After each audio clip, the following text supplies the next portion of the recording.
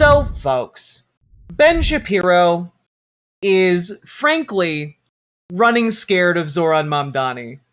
He is running video after video about how Zohran Mamdani is essentially New York City's devil, and that he's coming to get you. He's coming for you, and maybe even for you. And if you think I'm exaggerating, he literally put up a video yesterday titled, "Mamdani just made you a target." And frankly, I can't wait to dive in to what this is. Look at this Weasley little fuck. I'm so excited. New York City has fallen. Remember in The Dark Knight Rises? Oh, we're 3 seconds in and it's already great. Oh, we're 3 seconds in. 3 seconds in. New York City has fallen. Anyway, remember that comic book movie? Guys, it's a really serious problem. That's why he's comparing it to The Dark Knight Rises. It's a really serious problem that we can all intuitively grasp. That's why you have to imagine it is a movie. When the villain Bane decides to take over and destroy Gotham City by essentially unleashing a gigantic class war. Well, imagine that Bane doesn't wear a mask, but instead a smarmy smile. That he has the adoration of an entire legacy media, and that he also sympathizes with the radical Islamic hatred for the United States. Well, that would... What? Yeah, Zohran Mamdani, yeah, he's definitely like that, bro. Definitely. Actually, so the buses in New York City, prior to the buses, there were trolleys and streetcars in the city. So really, New York City has been always been about transit. And, when did the switchover happen? That's a long time ago. Yeah? Yeah, that certainly seems like Bane to me. Who can forget that scene from The Dark Knight Rises where Bane sits down and plays Mario Kart to talk about public transit in Gotham? It was an unforgettable moment. Oh, I'm hit by the blue shell. I was raised here, born to cut. I'll get you next time, you Yoshi bastard. Definitely my favorite part from that film. Anyway. That would be Mayor Zohran Mamdani. Yesterday, Zohran Mamdani pulled the single most disgusting communist stunt I've probably ever seen in America. What? The most disgusting communist stunt? I can't wait. What did he do?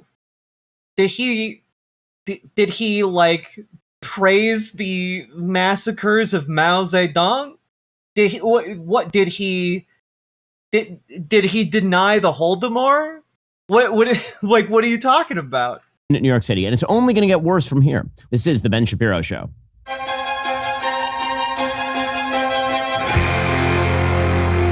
Incredible stuff. So it is certainly not unprecedented.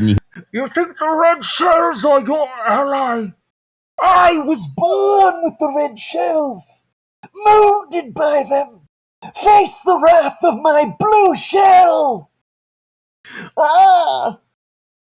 The shell coming from last place to unseat those at the top. How fitting, Mr. Wayne.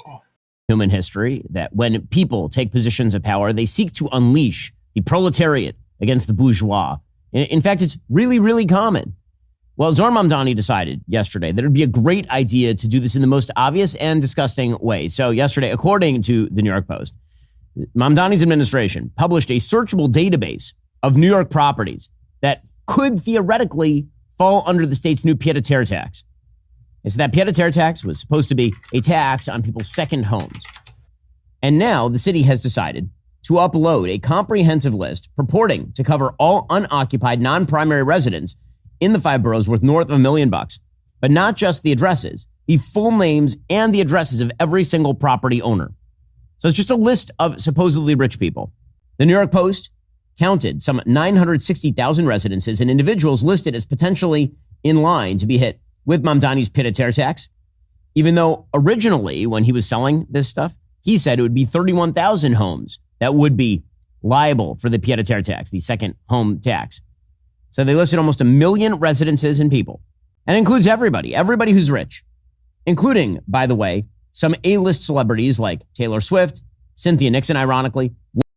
This is the socialist thing? Oh no, an address book?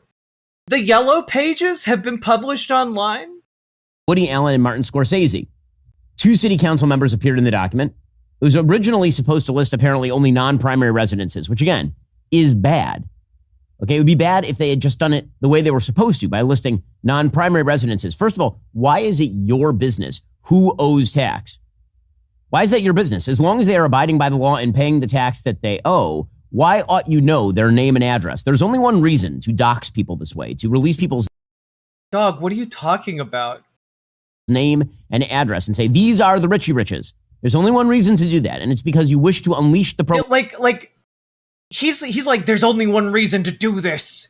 It's to dox them. It's to unleash the power of the proletariat against the rich. Guys, the database was made from public property assessment records. This is already publicly available information. proletariat on the bourgeois. That is the reason to do this. You are increasing danger to actual human beings for political gain. That is what Zohran Mamdani is doing. But it turns out that he's also bad at it because he also is targeting a bunch of people who actually are living in their apartments. Remember, pied-à-terre is supposed to be a second home tax. Instead, he listed a bunch of I'm sorry, but I just went to the webpage for this. Assessments. The Department of Finance values your property every year as one step in calculating your property tax bill. Final property assessment data. The final assessment roll lists the final assessed value of every property in New York City. This is just the public ownership records. Every city has this. Zillow has this. Redfin has this. What are you Sir, oh my God! I'm sorry. Is Ben Shapiro running about talking about the privacy data when it comes to Zillow? No, then shut the fuck up about this. This is crazy. How is this a 30-minute segment? people who live in their homes, including, ironically, District 6 Democrat Gail Brewer, who said, I've been living in my place 365 days a year since 1994. This whole list must be messed up. Many of the homes included in the database appear to be misaligned with a tax aimed at well-heeled residences with multi-million-dollar vacation homes, including some 24 modest homes on Chafee Avenue in working-class Throgs Neck in the Bronx. And those home values are not $1 million plus. Those are like $500,000 to $800,000. Also, just as an FYI, this is an article here from decrypt.co. Okay, and it's talking about the crypto industry. I don't really give a fuck about that. But here, the controversy centers on data published by the New York City Department of Finance, which annually releases assessed values used to calculate property taxes for every property in the city. Oh, they literally do this every year? They did it every year under Mayor Adams? Huh, that's so strange that Ben Shapiro only has a problem with it now. That's what a wild coinkydink. Grand. So again, what is all of this about? It is about an intimidation tactic. It is about intimidation. That's what the whole thing is. The whole goal here is to force people to leave. This is revolution. They literally do it every year, bro. The idea is you are not protected if you're in New York. In fact, we are going to put out your name and address. If you are famous and rich and you own a place, you either have to pay additional security. Let me just read this quote. This is from Helios CEO Mert Mumtaz. All right? Writing, well, this data was largely public prior to this in a messy way. They've cleaned it, organized it, singled out the rich, and mass distributed only the 50th sign this year of privacy continuing to become scarcer. And it's like, this was all available every year. Their crime is better record keeping, more legible record keeping. Oh no, the horror. Security, an unofficial tax, just to keep your home safe now. or you should sell and go. Now, that is not going to alleviate the housing problem. As we'll talk about in a second, all of the commie solutions that are being proposed by Mamdani are not about actual solutions. They're about destroying the system from within. Because if you force all these people to sell, that actually leads to a decline in the prices of the homes. And now, the decline in prices of homes sounds good at the beginning, but it turns out that when you have rent control and heavy building regulation, all that ends up happening is that no one is going to build a home ever again. Because of the only way... Yes. No one will ever build anything in New York City ever again, for sure. No incentive to build anything in one of the richest cities on earth, for sure. That anybody could make a profit was to build a new home. And instead, you're forcing the market down. What you are doing is removing all incentive for development.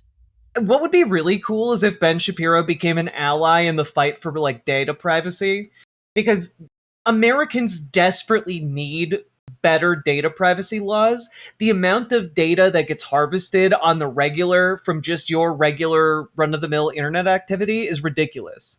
And we do need better protections for that.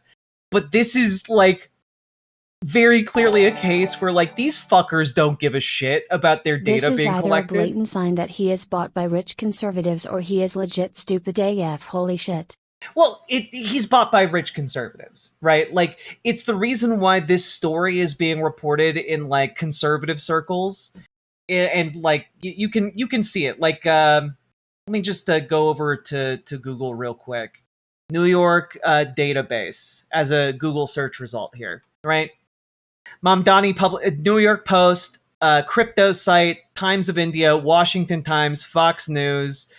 ArtNet News, Fox Business, CBS, The Times, and like this is not a widely reported on story because it's a non-story. This happens every year. No one is going to build new houses or new apartment buildings in New York under Zohran Mamdani. I know many, many, many investors at this point who are pulling their money from New York City as we speak. We're also talking about a massive decline. Yeah, I'm sure New York City is going to be woefully impoverished in a couple years, for sure. In tax revenues, here's the thing about that pied-à-terre tax. The people who bought those places and are paying property tax already in New York City, those people are not taking advantage of the services of New York City because they're not there full time. They are already tax positive for New York. Yeah, but they're taking up space from other people in New York City who live and work and contribute to the economy of New York City every day. And by taking up that space, more resources are siphoned away from the rest of society, right? So like what is being asked for here is like, you are insanely wealthy, you own multiple properties, you don't even live in New York City most of the time, and your property is valued at over $5 million. So like, pay extra taxes. He has one investor friend, so he can speak upon what Mamdani is going to do. Tokenized investor SMDH. I mean, I think it's pretty rich to imagine that Ben Shapiro has, one friend. No, she's going to prosecute the president of the... He's just so personable. But none of this is the point. The point is class resentment. It is literal class warfare. That is the goal. No, it's just a yearly tax form that gets published by the city. It's not class war. I mean, let's be very clear about something. There is a class war going on, and Ben Shapiro is currently fighting it. The reason he's turning this particular talking point into a talking point about class war is because he is fighting it right now on behalf of the ultra wealthy, who know that their information has been published by the city every year because they own these buildings and have their names attached to them publicly. They all know that it's been published every year. But the reason they're making a story out of it right now is to wage a class war and defeat someone who threatens their power. So that's why this is a story, and that's why there is class war happening right now. It's just not a move of class warfare to do the thing that has been done under non-socialist leadership in the city. It is just the first step. It is about unleashing a population against the rich. It is about just eating the rich. That's all it is. And again, this is nothing new. It's nothing new. Marx and Engels wrote in the Communist Manifesto, revolution cannot be effected except by means of despotic inroads on the rights of property and on the conditions of bourgeois production, by means of measures, therefore, which appear economically insufficient and untenable, but which, in the course of the movement, outstrip themselves, necessitate further inroads upon the old social order, and are unavoidable as a means of entirely revolutionizing the mode of production. In other words, make things unworkable, jam the system. And when you jam the system, you create more ire and more anger and more of a movement. And eventually... Well, I mean, what they're talking about there is like doing like a labor strike. What they're describing is what unions do when they're organized and need to exert power to negotiate better working conditions. Like, that's not controversial. That's like a pretty common tactic, actually, that they were describing. That turns into full-scale property seizures or mobilizing the population against one another. That is the goal. And you've seen this in every communist country. All of them. Yeah, you know, in communist America, where we do eminent domain in order to build projects for the public good, like sidewalks. Yeah. You know, communist America for the last, 250 years.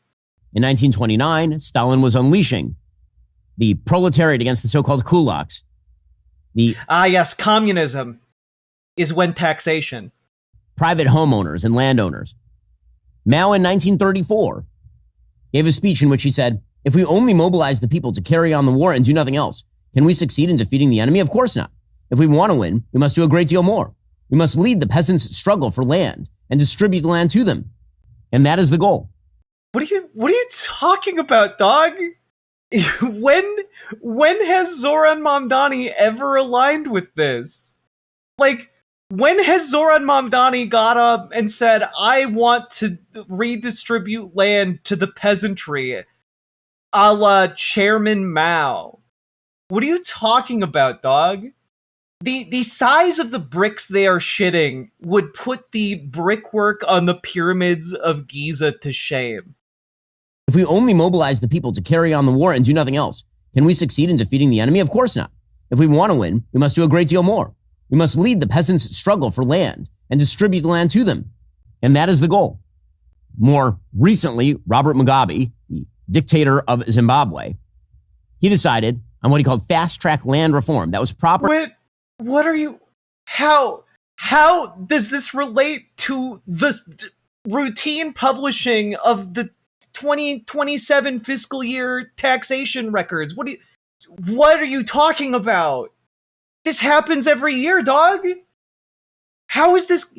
We're not even a third of the way through this. How is he going to go on for another 24 minutes about how publishing who owns which properties and which names are on the deeds publicly for each property is somehow socialism? Seizure from white landowners in Zimbabwe, unleashing the population to simply go and occupy those farms. And here he is describing why he did that. There is enough land in the country. And out of 12 million hectares, what we want, about half of that, 5 million plus. And they, only 4,000 farmers own 12 million hectares of the most fertile land in the country. Why can't they agree to 5 million plus coming our way? Okay, so he is just again, if you change the land talk to money talk, he sounds perfectly like Zohran Mamdani or Bernie Sanders. These are not interchangeable things. Land is not money. And also, Zohran Mamdani isn't talking about taking money from white people. What is happening here? Did Ben Shapiro get high for the first time? All we're saying is that some people own expensive apartments.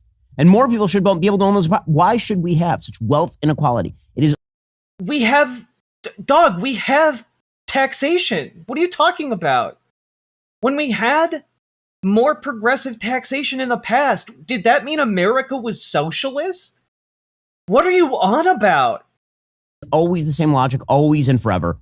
It starts off with this. In the 1960s, when the corporate tax rate was way higher, that was apparently socialism, according to Ben Shapiro, by this standard. populist talk, and it turns into the complete violation of private property and private property seizure and violence. That's what it always turns into. Well, Zohran Mamdani, he's going after... So Zohran Mamdani taxing people who have multiple homes that are valued over $5 million are that taxing them at a higher rate is going to lead to violence? How? Via what mechanism? What are you talking about? Property owners, and that also means he's going after businesses. But here is the thing. If you want... He literally cut red tape on small businesses. The things you purported to want the entire time. The wet dream of every Republican, the red tape, all of the unnecessary permitting, all of that. He cut it. And Ben Shapiro's just like, well, it's not good enough because it's not like giving money to the wealthiest people in New York City, I guess. To build a business, you need to be efficient in how you do that. That's true whether you're starting a media company or opening a coffee shop or designing a product or launching that business you've been thinking about for 1,000 Oh, hell yeah. He's about to launch into an ad read. Let's go. years. Ideas are easy. Building something people actually buy, that's the hard part. One thing I've appreciated about the Daily Wire store is we don't spend our time worrying about the mechanics of selling. Which is why the Daily Wire is dying. Please buy things. Institution, we do have laws on the books, at least for now. So Zohran Mamdani is using pure intimidation. It's the reason why... He's using intimidation, dog.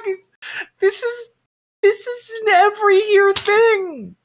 This happens every year.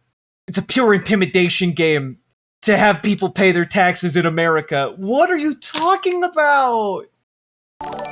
Oh, this is delusional behavior. This is like he's suffering a break from reality. Just wild shit. TaffyBot, thank you for the gifted membership. I certainly appreciate it. A few months back, he literally did a video pointing to Ken Griffin's apartment in New York City in an attempt to intimidate. That's the only reason you do this, is to mobilize people against people who are well. What are you talking about? He did a video in front of a fancy apartment that happened to be owned by Ken Griffith. He didn't point at it and go, Ken Griffith lives here. Fuck that guy. We need to take everything he has. Like, what are you talking about? Healthier than they are. It's disgusting. It is vile. It is vile. He's not saying he's going to make your life better. He's pledging to make the rich guy's life worse. And this is supposed to be the thing. Yeah. You tax rich people more to provide more and better services for everybody. It actually also improves the quality of life of rich people. You know. And if you're struggling to wrap your head around what I mean by that, here's a great example, right? When you wake up in the morning and you exit your house, do you have to step over the bodies of dead and frozen homeless people? Do you have to, wake up to the sound of corpse sweepers in the street? No?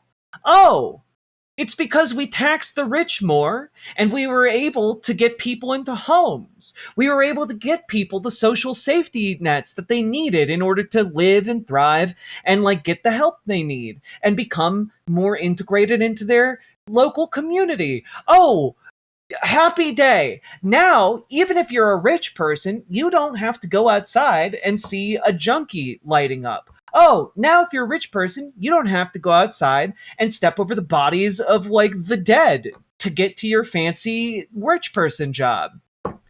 That benefits everybody. It benefits certainly the people who would otherwise be dead in the gutter far more, obviously, because they don't die. But it also benefits rich people because then they don't have to, exist in a world where a huge number of people are impoverished and upset about it. You rally around. It is full-scale destructive. It is Bane stuff.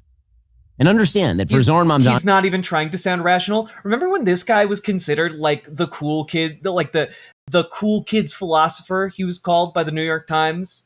And he's given up even trying to make coherent arguments. If I were a rich man. Oh, that's rich, man. Sake Tanuki, thank you for a reference to one of my favorite musicals.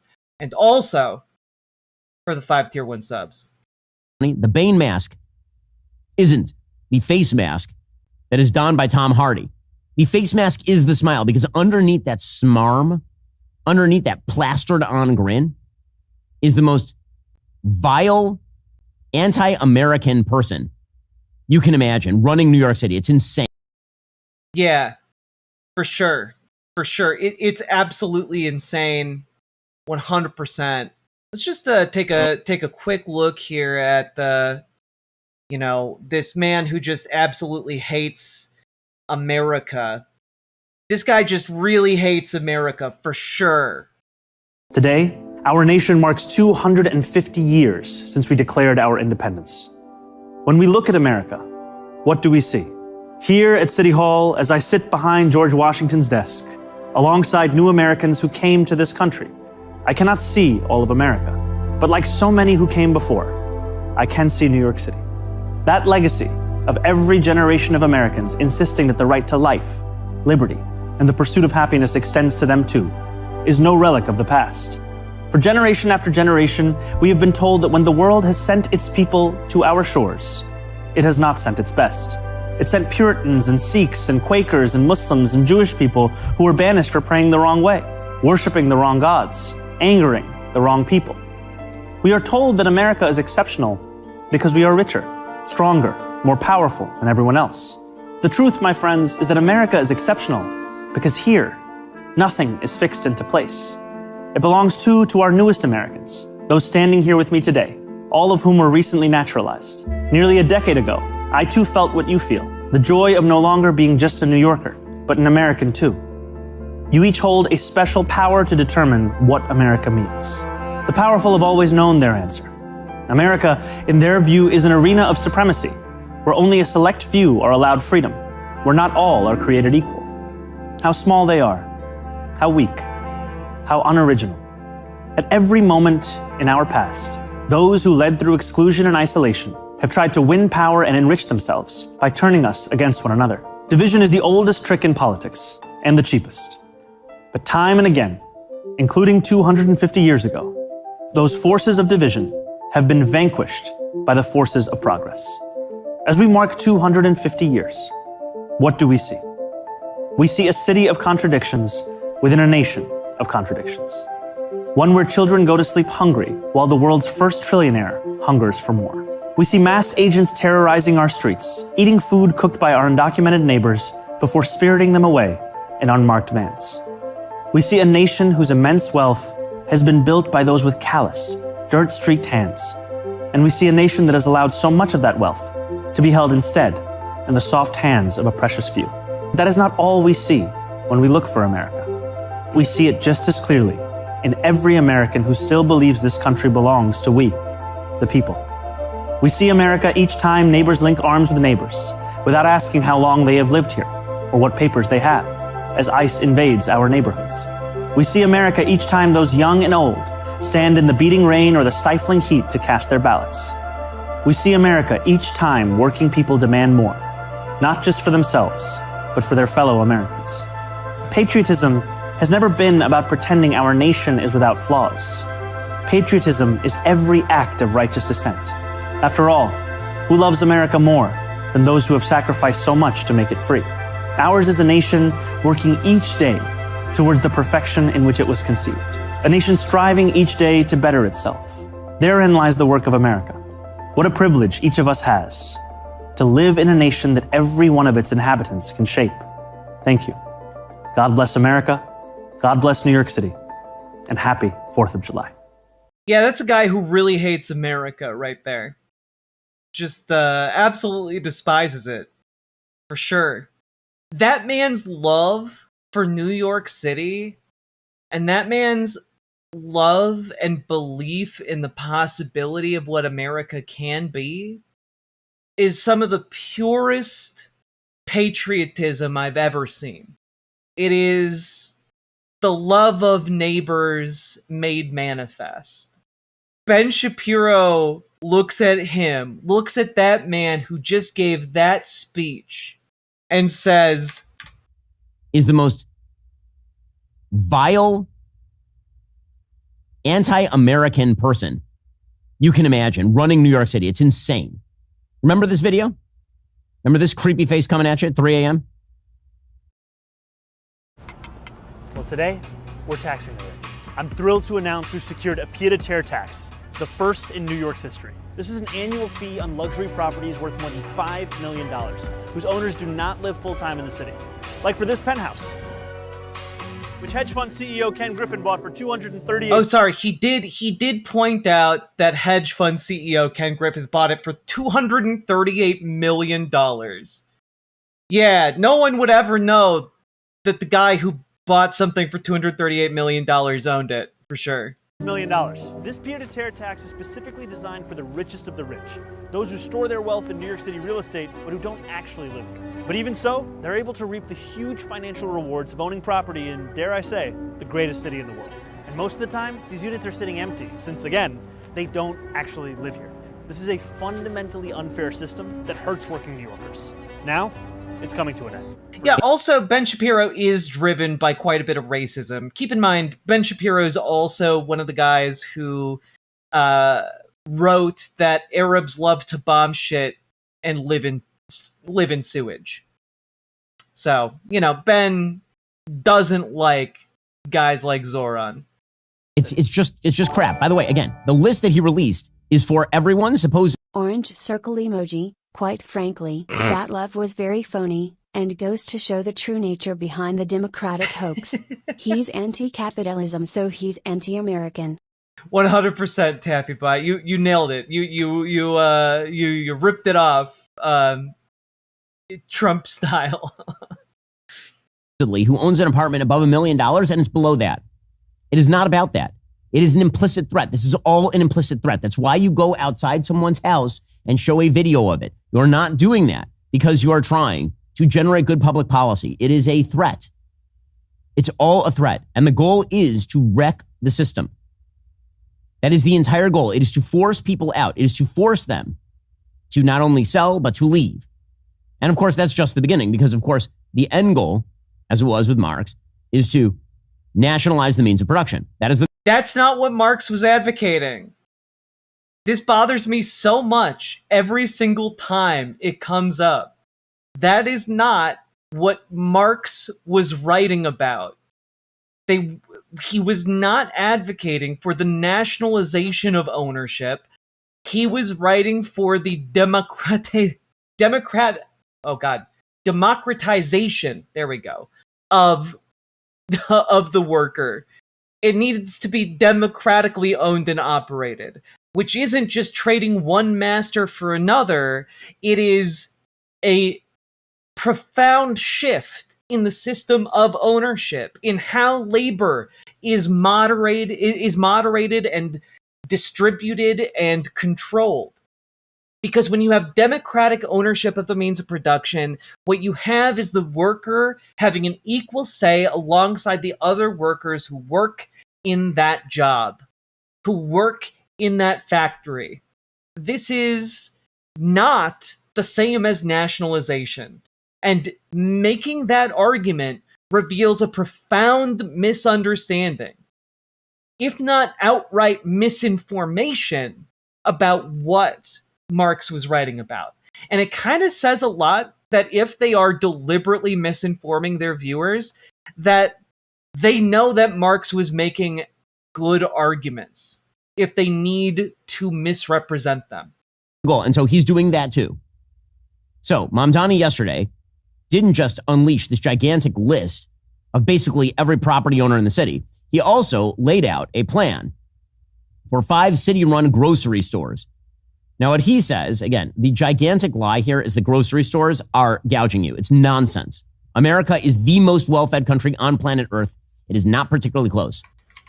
Americans have a massive obesity problem. We do not have a starvation problem in the United States. Okay, the reality of actually eating in the United States, here's an actual basket you could ring up at Aldi this week. Investor Phil McAllister ran this down. Okay, here's what things cost right now at Aldi's. You can get a whole chicken, about 5 pounds, at $1.29 a pound for $6.45. You can get a dozen eggs for $2.60, a gallon of whole milk for about $3, a 5-pound bag of russet. Just as a quick aside here, let's just take a look here. Are greedy companies to blame for grocery inflation? We looked at the data. This is from 2024. Let's take a look here, huh? From February of 2020 to this July, grocery prices grew a cumulative 25.6%. That's higher than the overall inflation, which was 21.6% during the same period. It's widespread sentiment that they're being gouged. And it doesn't help that corporate executives have spent recent years touting their pricing power on calls with investors, like when the CEO of Cottonelle, maker Kimberly Clark, Mike Sue, said last year, if the price goes up on bath tissue, generally doesn't mean you're going to use the bathroom less. Many makers and sellers of home and pantry staples have reported record profits. Costs jumped up for them. Shipping bills went up. The prices surged. Still, most shoppers wonder how far companies reach past costs to boost profits. This is where it gets technical fast, leading to nuanced takes by economists. One specific allegation of price overreach came to light in the ongoing court hearing that disclosed an email by Kroger executive.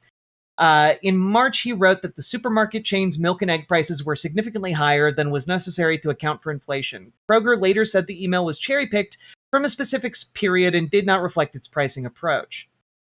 NPR crunched financial disclosures by a dozen of the largest grocery item makers and sellers, including Walmart, Pepsi, Oreo maker Mondelez, and Procter & Gamble, which makes Pampers and Bounty. The idea was to track changes not in the sheer dollar amount which rides the waves of our shopping sprees, but in the percentage of money that stays in corporate coffers after a sale.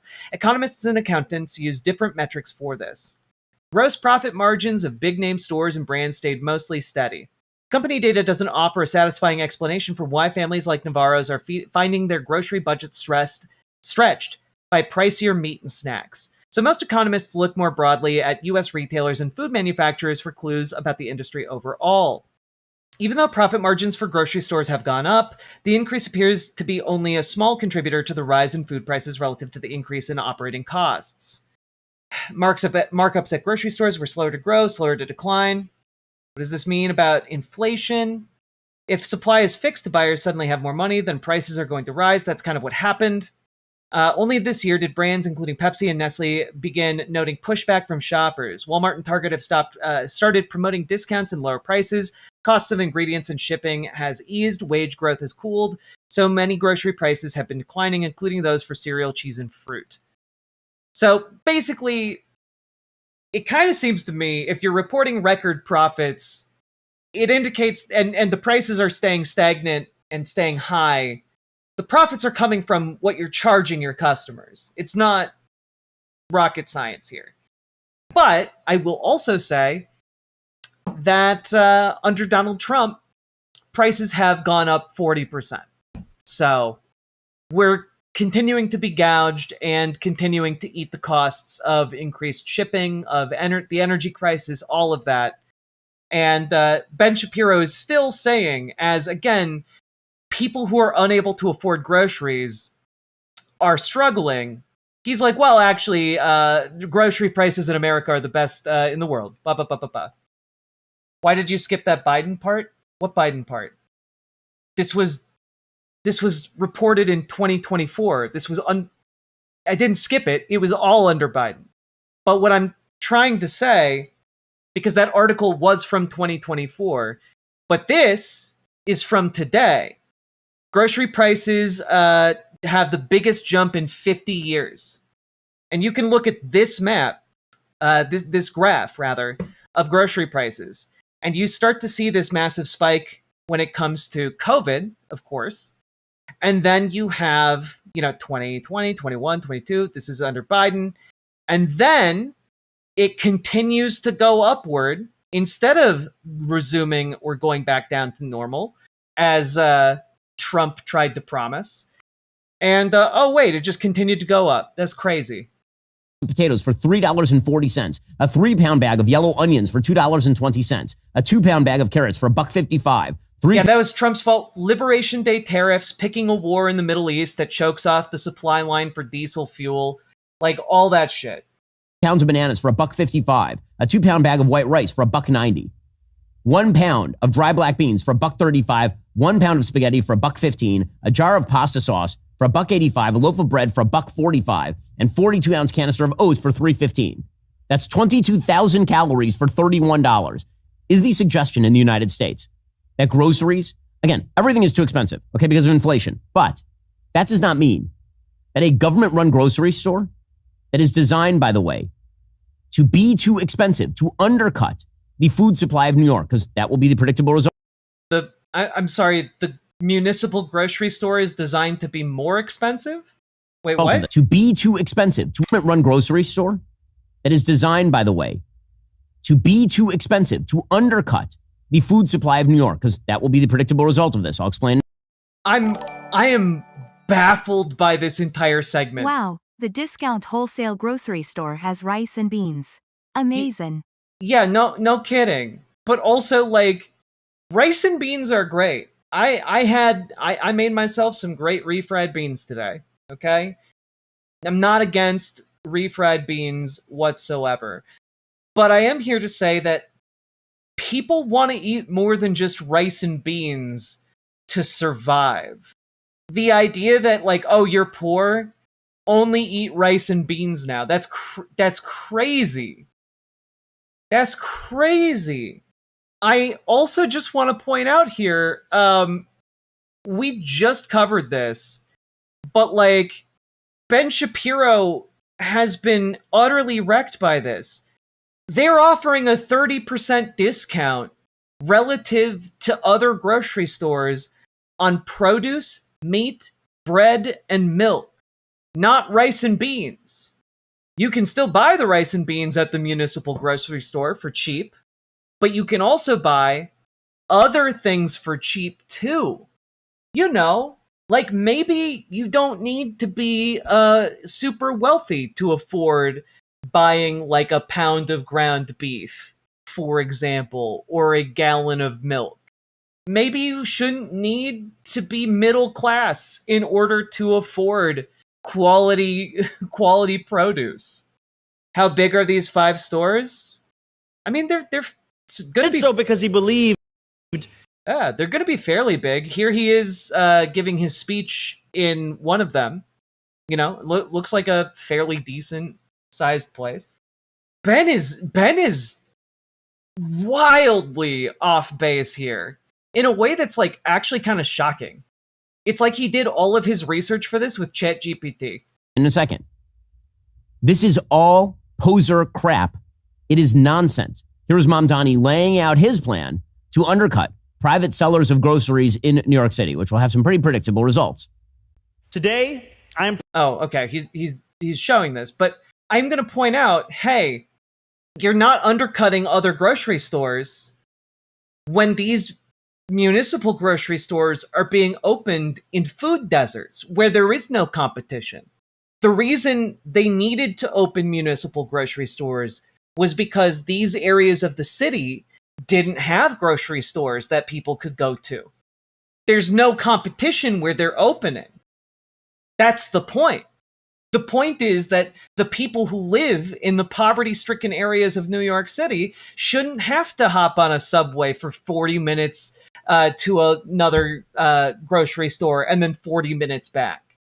It's not difficult to wrap your head around, unless I suppose your head is all the way up your ass.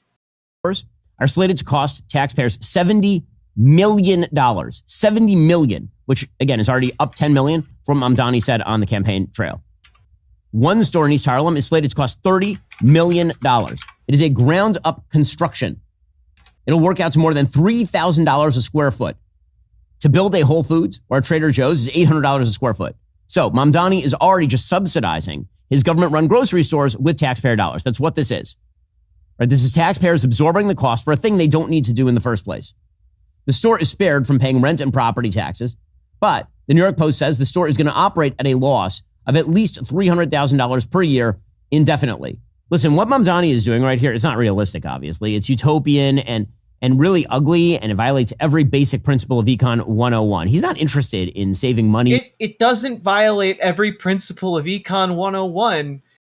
If small towns of like 500 people in the middle of nowhere in Kansas can open a municipal grocery store because they don't have one and can't like afford to drive 2 hours to the next nearest grocery store, so their little town opens a little municipal grocery store. If that little town in the middle of nowhere can do it, New York City can certainly do it. Like, what's crazy to me is that the people who pioneered municipal grocery stores are literally small town America. Small towns in the middle of nowhere who had nowhere else to go buy their groceries. And if those places can do it, the wealthiest city on earth can do it. Or efficiency. But if you're interested in saving money or doing efficiency, obviously check out my friends at Pure Talk. For a limited time, $15 will get you any plan, including that top shelf unlimited data. Pure Talk sounds like an absolute... Pure Talk sounds like a sarcastic phone sex service. You know, where you just like, you talk to like a horny nun or something. LaGuardia was trying to solve a problem. The problem was that there were vendors who were unsanitary on the streets, selling junk on the streets because there were no modern supermarkets yet. Again, the notion that America but the areas of the city that these municipal grocery stores are being opened in don't have ready access to a private grocery store or supermarket. That's the issue that the city is seeking to solve. Deeply, deeply in trouble because of our grocery stores is nutty. It is crazy. So one reporter asked a pretty simple question. If you're worried about starvation, why not just give more money to the food programs? Because it turns out the nonprofits like the New York City Food Bank already run extremely extensive food pantry programs delivering. What's wild to me is that Ben Shapiro here is actively saying, well, if you really wanted to help people, you'd set up city-run services that just give food away for free. And it's kind of like, yeah, Ben, we should do that. We should just have municipally run food banks that give food away for free. You're right. We should eradicate hunger with municipal-based, efforts to distribute food. 86 million meals annually. So why don't you just give them money? It's yeah, like dude's actually so angry he's inadvertently advocating for socialism. Like, okay, Ben, sure, yeah, let's set up a city-run program to eliminate hunger. Let's do it. Funded, by the way, not just by public charity, but donors like Stop and Shop, Morgan Stanley, Bank of America, Delta Airlines, MetLife Foundation, Starbucks, Target, and Tropicana. So why doesn't he just give the money to that? Well, the answer is, again, the goal here is the destruction. He's not trying to build something. He's trying to destroy it. Yes, the long game of Zohran Mamdani is very clearly destroy the... Step 1, open municipal grocery stores. Step 2, destroy the privately run supermarkets across New York City. Step 3, close the municipal grocery stores. Step 5, profit?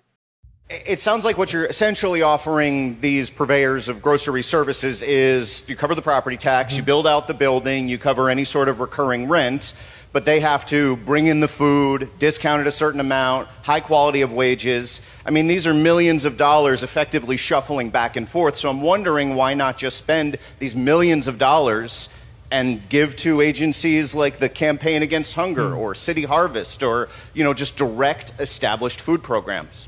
We see in this city an opportunity to take an all of the above approach. We are going to continue to work with incredible partners like the ones that we're here with today, as well as ensure that food pantries across the 5 boroughs can flourish. He is doing that. He is putting money into those programs, and he's running municipal grocery stores because it's a multi-pronged approach to the problem. That's crazy. That's wild. Okay, this is just, it's ridiculous. Wait, so he's doing the thing that Ben Shapiro was just advocating that he should do. Ridiculous. It's just ridiculous. Now, again, let me be clear. Americans as a people, we are very, very, very well fed. We are very well fed. The obesity rate in the United States is north of 40%. There's a difference between being well fed and the obesity epidemic. Like, I feel like I shouldn't have to point this out because it seems really obvious to me. But when people are well fed, they're fed with healthy foods, with fresh produce, with good options and education for what is nutritious and healthsome. The obesity epidemic and people eating a lot doesn't necessarily mean great access to healthy foods and high quality foods. No, Jack, because it's pencil sharpener. It's step 5. Profit. Sake, thank you for the 5 tier 1 subs. Very much appreciated. Let's go. Also, we're almost at our goal. You guys have almost unlocked the AI segment. Let's go. This is wild. This is a rough watch, guys. Yeah, Ben is sitting here thinking overeating causes the majority of obesity, rather than the ingredients being utter shite. Or, alternatively, that what can be bought for a small amount of money that is calorie dense isn't necessarily what is the best for you. Like a lot of things that are really cheap to buy for food, and a lot of things that you are both cheap and readily available aren't things that are good for you. And so when he's like, well, we're so well fed and they're all overeating and obese because they're eating so much, it's just they don't have good options available. When people have better options, they eat better. And you know this, by the way, because when people have more wealth, they are able to use that wealth to buy better food, to buy better ingredients, and also they're able to buy time to go out, get those ingredients, prepare those ingredients as meals, and eat better, as well as like time to take care of their bodies. When you are living in poverty, you don't necessarily have time or options available to you to eat better. And this isn't to say that that's impossible, but it can be far more difficult. And I think that they're like, I used to be a camp counselor, and I used to manage, groups of anywhere from 10 to 15 children. And I can tell you, it is way harder to get the basic things that keep you going done when your job is to oversee a lot of kids. And I imagine that is even harder for people who have kids, 24/7. And so when we're talking about the obesity epidemic, it cannot be disentangled from the fact that child rearing takes a ton of energy and time. Cooking takes energy and time. Going out and getting groceries takes energy and time. All of this, you only have a finite amount of energy and time, and you only have a finite amount of money. And these three things converge in such a way that it often makes it difficult for lower income people to actually get a hold of the stuff that they need to eat better. Which is one of the reasons why if you live in a food desert, you wind up eating like shit. Because it takes you more time to go to the grocery store and get your ingredients. So having something that is closer and cheaper reduces two of those stressors. It reduces all of the stressors because it takes you less time to go get groceries, you spend less money to get those groceries, and you expend less energy going to and from the grocery store. It is a net win for everybody involved. To understand how crazy that is, you just have to understand that all over the world, where people are poor, they are starving.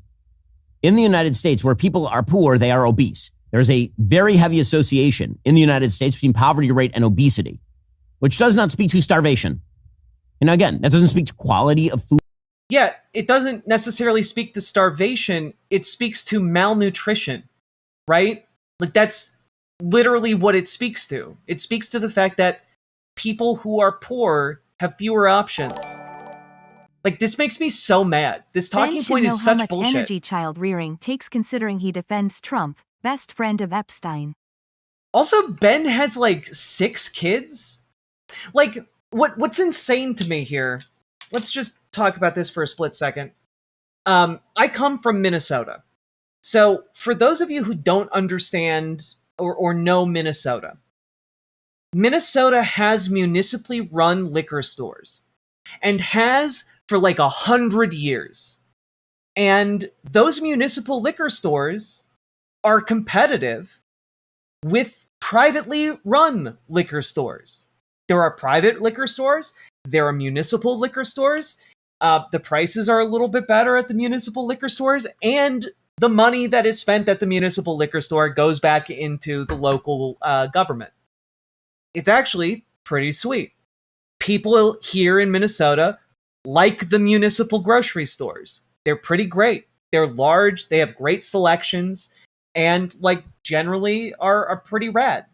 I know that this is the case in other states in the Midwest. I'm not sure exactly which ones, but like when Ben is talking about this, like it's the devil and it will put private grocery stores out of business and like all this jazz, it's just bullshit. Food or the veggies that they're eating. Okay, but again, this idea that groceries are unobtainable in the United States is just nonsense. It is not true. So what exactly is the real goal? Investor Sean McGuire laid it out pretty clearly and correctly. He said, this is literally how you destroy an economy.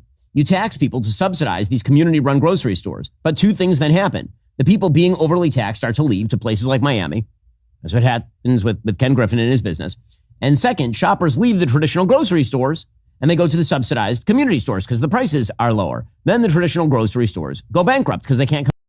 No, because the people go to the grocery store that's closest to them, that's more convenient to them. Like, I'm sorry, but like, if you're living in New York City, you're not going 40 minutes out of your way to go to a completely different grocery store to save like $5 to $10 on groceries, unless you are in absolutely desperate straits. Like, what are you talking about? Also, I reiterate, if a town of like 500 people can have a municipal liquor store or a municipal grocery store, the largest city on earth doesn't need billionaires to keep 5 municipal grocery stores running. Compete with the government. And then the supply chain breaks down because the commie stores can't stock their inventory at any price. Because yeah, they can. The shoppers at the municipal grocery store fund the continuing restocking of the grocery store. Like, what's crazy to me is also we have great examples of government-run grocery stores. They're the grocery stores that exist on military bases for our enlisted men. Like, the commissaries on military bases are grocery stores. And the government runs them very well. But you don't see Ben Shapiro complaining about this as socialism. It's insane. Again, you're not going to ship your eggs to New York if you can ship them somewhere else for a higher price. And then people freak out, and then people flee. And then people hoard up for themselves, and they stop working, and they turn on their neighbors. Again, the failure is the plan. The failure is the plan. It's the whole thing. The notion that Mamdani wants people to live better in New York, it is not true. He just wants class resentment and class warfare. And that those Mamdani grocery stores, unless you are... yes. The guy who's smiling as he talks about how people can buy cheaper groceries so they can feed their families. Yeah, he only wants warfare. Expecting lines around the block for years on end, which is exactly, by the way, how communist grocery stores used to work. You would show up with a coupon and the food was free. You just had to wait in line for sometimes days. Why is stream so early/late? Because I got a lot of IRL stuff going on. I would love to start like way earlier, but you know, I start when I can and I go until I can't. Days on end to get what you wanted, and half the time it wasn't there. In fact, line standing was so common in communist countries, people would literally make a job out of standing out of line. You would pay somebody to hold your spot in line because you had to go to your factory and you get some schlub to stand in line for 7 hours for you. So again, affordability is not the plan for Mamdani. This notion that Zohran Mamdani even intends for there to be affordability is not true. It is not true. Listen, people want real savings. They don't want... Thunder, sorry, you can't use slurs in chat, but I'm allowing you to come back in 5 minutes to try again. The appearance of real savings that actually bankrupt you. That's in a more respectful manner. Why you should probably switch on over to Pure Talk if you're looking for a... Oh my God, his ad transitions are so smooth. cap the rents. He's going to stop the rents from increasing. Well, it turns out, according to the Wall Street Journal, a huge percentage of people who are in the rent-stabilized apartments are wealthy. Take a look at this chart. It turns out the top 25% of earners living in New York City rent-stabilized apartments pay $1,000 less each month in median rent compared with market rate units. That's a 33% savings in rent. The top 10% of earners save $1,300, a 36% discount. Meanwhile, if you're a rent-stabilized tenant who doesn't earn as much money, you paid only about $300 less compared with the market rate. So it turns out that the rich people are taking advantage of the rent stabilization. Well, also, there's a lottery for different units when it comes to who gets what. And sometimes people with different income levels get put into different things. Like, it's not like this seems genuinely just born out of confusion and not understanding New York City housing policy. Landlords used to be able, according to the Wall Street Journal, to convert their rent-stabilized apartments to market rate if tenants who lived there made $200,000 for 2 years in a row. But then that got prevented. So let's talk about your business. So when you're running a business, it requires... Is he doing another ad read? For fuck's sake, dude. So at the same time he's doing all this commie crap, he put out what he termed a new era of small business plan in a cutesy little video. You will notice that every single thing he actually does here is fine with Republicans. When he actually wants to do effective things, he has to pick up Republican policies.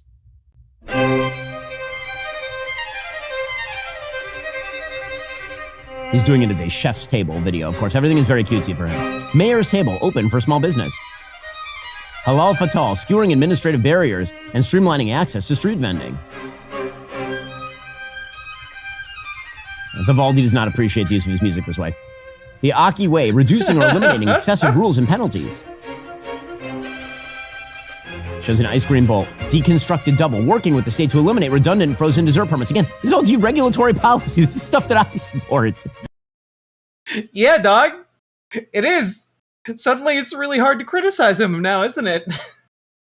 When he wants to make life better, he has to do a bunch of stuff Ben Shapiro supports. When he wants to effectuate the revolution, he releases everybody's name online, and then... Oh yeah. Okay, so let's be very clear about what's happening here. Number one, he loves this video because these are a bunch of deregulatory measures that he supports. But when it is a yearly annual release of whose name is publicly attached to which properties, which New York City has done every year because that's the policy of the city, suddenly that is effectuating the revolution. I guess the last all the mayors of New York City have been effectuating the revolution. Who knew that the revolution went back to the founding of New York City? That's crazy. Declares government-run grocery stores. What trash. What total trash. It's insane. Okay, but here's the problem for Mamdani, or what would be the problem for Mamdani in a normal world.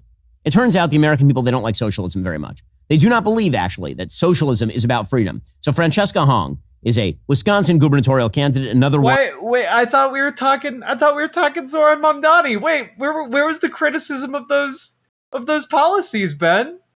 Your criticism was just, wait a minute, these are all good. Never mind, let's move along. One of these Democratic Socialists of America members, and she says it turns out that socialism is about freedom. This is not a widespread belief in the United States.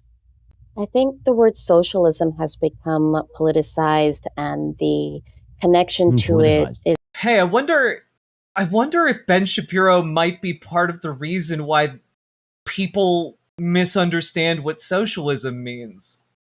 I wonder if maybe Ben Shapiro might be part of the problem here. Is about the people who have harmed, Did Hong do well? I missed the debate. She did great. Through socialism, as opposed to talking about what it is, which is a government that provides the essential public goods and services to help people, live the lives that they want to live. I think democratic socialism is actually more about freedom than any other form of government. and the scariness that surrounds the word really comes from the people who want to maintain the status quo. That is an S word we should be afraid of, because it's been these types of systems and the people who uphold these systems who have led us here. So a new playbook with some new plays and new players, I think, is very sensible. Another S word I would like more associated with the word democratic socialist. God, she's so great. I love her. See, the status quo is the real... Here's the thing. The American people don't agree with this. So there's a new poll out from our friends at Manhattan Institute. I mean, the vast majority of working class Americans who can't afford unexpected payments of like $1,000 probably agree with what she's saying. About welfare and waste and crime in the political environment. A few sort of key findings. One is support for universal basic income.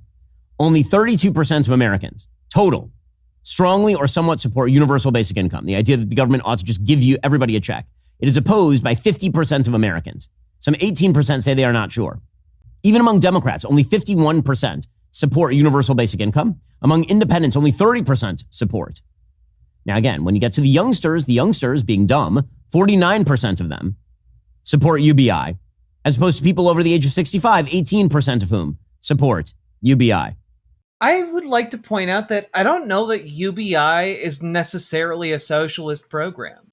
It is a form of social safety net, but I don't know that it is necessarily like a socialist program. This is a weird example for him to pick, I guess. Hey, how about whether people should have primary responsibility for helping other people or whether the government should do it?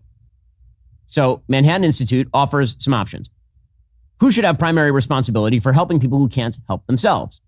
Government, family and local community, churches and private charities are not sure. It turns out a minority of Americans believe government should have the primary responsibility. 45%. Wait, a minority? No, that's a plurality. Like, of all these categories, it is overwhelmingly the biggest category among all voters. What are you talking about? That's not a minority. That's the plurality. What? Ben! You're looking right at the chart! 25% believe families and local communities should be at the top of the heap. And as far as churches and private charities, 12% believe in that. Now, again, one of the things that the Manhattan Institute did not distinguish here is local versus, say, state and federal government. And again, it says primary responsibility, not total responsibility. Hey, how about the design of government assistance? It turns out the vast majority of Americans are not a fan of the idea that you should just receive a check for breathing. When asked, which comes closer to your view about how government assistance should work? Assistance should be targeted and focused on those who are truly unable to provide for themselves, or assistance should be universal. Even 54% of Democrats agree that assistance needs to be targeted. Yeah, and that's incorrect, right? Like, I think that part of it is that government assistance is very broad. Like, the wording of that question is kind of dog shit. For example, if you ask people, do you think that we should have Medicare for all? A majority of Americans support that. A majority of Americans believe in Medicare for all, which is a universal program. Like, when you get more specific with what that means, more people support it. Asked, the main goal of government assistance programs, is it making sure everyone has a basic minimum? Or is it about reducing the income gap? It turns out that everyone agrees it is about the basic minimum, and pretty much no one agrees it's about reducing the income gap.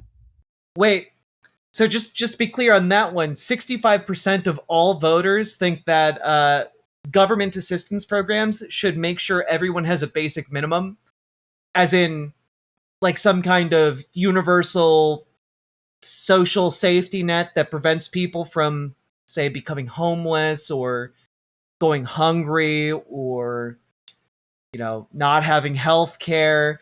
Wait a minute, it kind of sounds like that's a way of arriving at a universalized program, doesn't it? As far as which is the better way to help low-income households, provide benefits like food, housing, or healthcare that can only be used for those purposes, or just give people cash, the answer, it turns out, is they want everything earmarked, the American people. And that's true. That's not what the question asks. It says, which is the better way to help low-income households? Provide benefits such as food, housing, or healthcare that can only be used for those purposes. give cash that recipients can spend however they choose. That's not the same thing, right? Like, to what he just said. If you're providing food benefits, like, we have a system that does that. SNAP. If you're providing housing, we have systems that do that. Housing first initiatives. If you're providing healthcare, we have that. It's called Medicare. And when you look at all voters, 80% of voters think everybody should have those things. Like, Ben Shapiro's just misreading these results.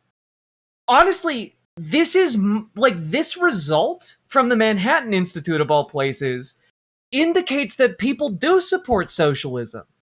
Also, the thing about SNAP, in particular when it comes to food, is that the reason it sucks is because of all the restrictions put on it by people trying to micromanage what kinds of foods people can buy. If we're talking about, it needs to be, it can only be used for food, then don't put restrictions on which food people can use it for. It's there to give them options to buy foods. That's what it's for. It's there to operate as money when they are looking at buying food. That's what it's for. Like, we could make all of these programs so much better. And Ben is like, see, it obviously needs to be draconian and awful. See, that's what the people crave. And, like, that's not what these results say. Across the political spectrum, they do not just want to give people cash. Which, to be clear, isn't what they were ever doing. How about support for work requirements for example, supplemental nutrition assistance programs? Again, it turns out that among all voters, some 57% of voters agree with the idea that there should be some work requirements, including some 58% of independents. Wait, I'm sorry. Food stamp program currently requires most adults without young children to work, train, or volunteer at least 20 hours a week to continue receiving benefits beyond the first 3 months of participation in the program. Law passed by Congress in 2025 expanded this requirement to adults up to age 64 and to parents whose youngest child is 14 or older. Do you support or oppose expanding the work requirement in this way? Okay.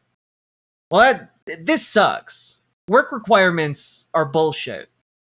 I'm sorry. I think that we should, as the richest country on earth, guarantee people's ability to eat, people's ability to be housed, regardless of whether they work. Like, that's not asking too much. And honestly, I think that if you ask this question differently, you'd get far different results. So again, here's the thing. Communism, like Mamdani style communism or democratic socialism, whatever they want to call it, it is not all that popular. But here's the thing. That's not... Wait a minute. Real quick. It's not a popular thing. Only 49% of Americans said they understood democratic socialist policies. And,